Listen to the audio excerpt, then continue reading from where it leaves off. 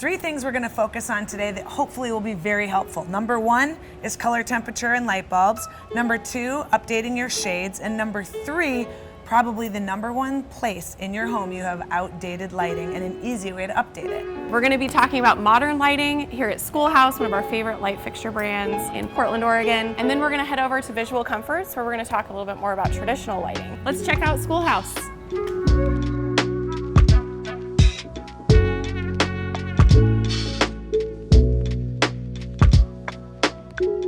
I think there's something to be said about how you incorporate lighting into your home and how it makes you feel. Wouldn't you say? Like, it's a huge part of your day-to-day life. I'm ruined. I grew up with my mom, who happens to be a designer as well. Every restaurant growing up that we went into, she would go to the manager and ask to turn down the music and dim the lights. And now, every restaurant I go into and every home I go into, even if it's unsolicited advice, I say, oh, excuse me, I want to focus on what you're saying, but I can't. And I go turn the lights down. So to our audience, they might be thinking, oh no, like what if my house is like that? How would they know if their lighting is impacting other people, how you feel impacted when you walk into a space? Color temperatures. We've talked about this before, Wendy. What's our color temperature that we like to abide by? 2700 Kelvin. Right. If you have different types of bulbs and different fixtures, you're gonna feel a certain way. If you have a bluish light or a yellow light or a creamier light, that's an identifier that you have different color temperatures coming out of your lights. Change the light bulbs to have them be consistent.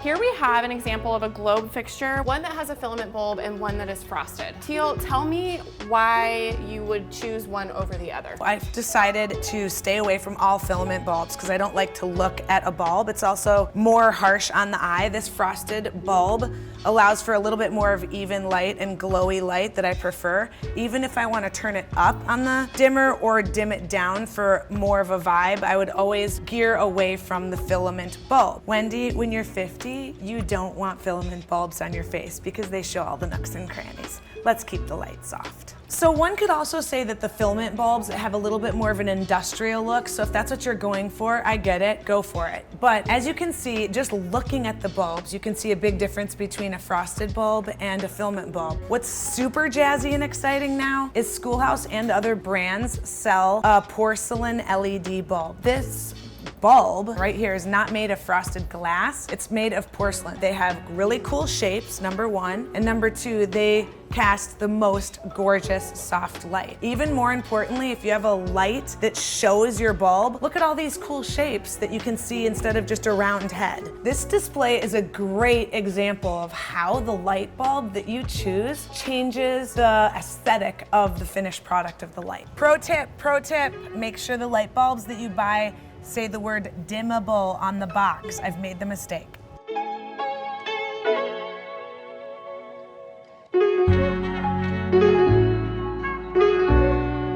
The other thing to not forget about lighting is how to layer it. From your can lights in your ceiling to your drop-down fixture to your task lamps, how can you set up your lighting so it's conducive to how you're going to use that space? For example, if you're in the kitchen and you have can lighting, but you also have an area that might want to be more task-oriented, this would be an appropriate fixture, sure, over the island, but it is complemented by surround lighting or can lights. What is the number one rule that you have to think about when you're choosing your lighting? What the room is you're lighting, how big it is, and the scale of light that's appropriate for the room. This line of lighting gives you a great representation of how lights can function differently in spaces. Some of these lights, as you can see, feature the light going down, and other lights allow the light to shine all around. Make sure to think about what your space requires. If you're in there cleaning, you're going to want all the lights on bright. If you're hosting, you're going to want the task light on and set the mood for a night of cocktails or hang out with friends. When you're entertaining and when you're not tasking, all your overhead lights allegedly should either be dimmed to the dimmest dimmer dimmable or off. Everything else is supporting that vibe. Keep in mind when you're shopping for lighting fixtures and you see a singular fixture like some of these, be creative. Think about ways that you can use this light fixture and repeat it. What I've done before is I've used this singular fixture multiplying it by 2 or 3 times. Think of lighting sometimes can be an expression of art. It's not just a source of light. Something like this with different expressions of materials would be a good light fixture to choose. Again, I would put a frosty wasty bulb in, but this smoky glass mixed with wood is really cool. I can picture it as a feature. So here they have oversized that aren't this beautiful art feature. How would you use this? Part of the fun that you and I always have in design is doing things the unexpected route. Hanging an oversized flush mount ceiling fixture as a sconce is actually a really cool way to feature your light fixture. They don't all need to be little babies and predictable. Don't forget, your go-to might be a wood light fixture or a brass light fixture or black, but lighting companies have other colors available. Think about if you have a white kitchen with wood, how beautiful a bright shiny blue color would be, or this beautiful persimmon color that has a matte finish. Wait, Wendy, think how cool it would be if we did a pop of color on the chair that was similar to what you did in your lighting. If you've bought a lamp more than 5 years ago, I guarantee you probably need a new lampshade. Oh, guaranteed. I just turned on my lamps in my own personal living room, designy whiney, and they were yellow, like pea yellow. I started to get online to figure out what the heck I'm gonna do to update my shade. Amazon, yes, but Lamps Plus, funny enough, and other specialty lampshade stores, you take the diameter measurement and the height measurement of the lampshade and you plug that in to do your search. There's 2 ways to attach your lampshade to your lamp. And it's usually a finial, which is that little wire thing that goes like this and the little screw on top that puts your shade on. Or is that squeegy weegy wire thing that goes up and over the bulb. Just make sure you know the type of lampshade that you need for the light, the diameter and the height. Another thing is try not to get like cream or off yellow or whatever lampshades. Go with a clean white. Use your bulb and your dimmer to adjust the color temperatures, not the shade, unless your shade is gonna be like a cool texture or something. Right. If you're looking for ways to add more lighting to a space where you maybe don't have a lot of electrical outlets, think about rechargeable lamps. Oh my gosh, rechargeable lamp.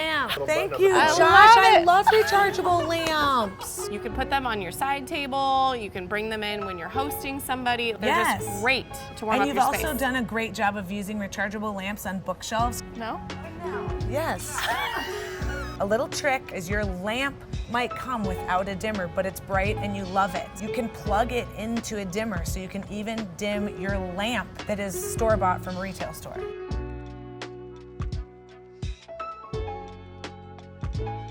The #1 place you probably have outdated lighting.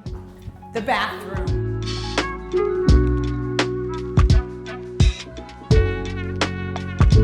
We want to cover a few things that you should keep in mind when selecting bathroom lighting. Oftentimes, especially these gorgeous artisan lighting from Visual Comfort, they tend to be really beautiful but not super bright. You can't always lean on your sconces to carry the weight of all the light that's needed in the bathroom. That was so good. So, yes, I want you to choose sconces that make you feel happy and that are beautiful and that add to the aesthetic of the space. The little tricky trick that designers do, especially Wendy and I, is we add little can lights above the vanity to support the lighting that you receive in your bathroom. Keep your lighting package bright and functional in your ceiling. Count on your sconces to just add accent lighting and beef up the aesthetic. So the powder bath is usually the place that we tend to have a little bit more fun with sconces. The challenge we face in many bathrooms is oftentimes your bathroom is in kind of a nook. So there's a return wall on each side, which means I want to get lighting on either side of the mirror. So a lot of times our lighting is linear and long. Just like other spaces,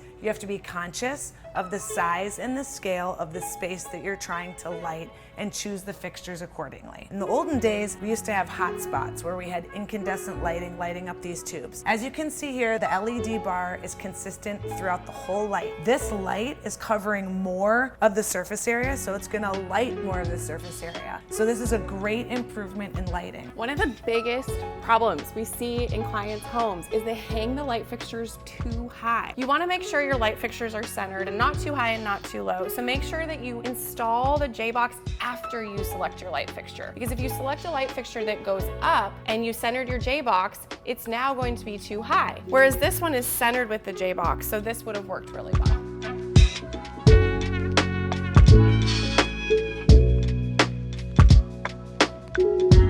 We just left Schoolhouse Electric, and now we're in Visual Comforts. It's a go-to for us for sure for bathroom lighting, exterior lighting, and beautiful accent lighting. Why are they one of our favorites? Because of the design detail. Let's check out some of our favorite art lighting today.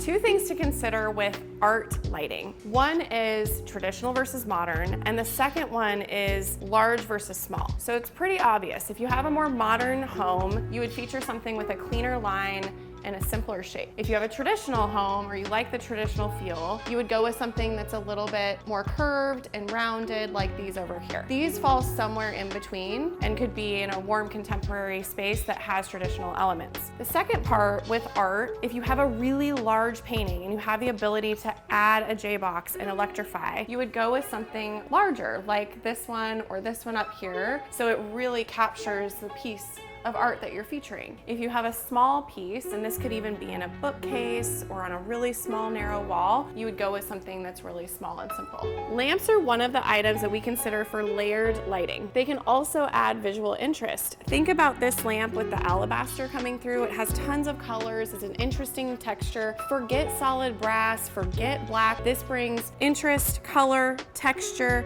and they're just beautiful. Oh, Kelly, she does it again. In these alabaster lights, this one right here is another way that I would try to think creatively. How can I use this light in a unique way and use it on repeat?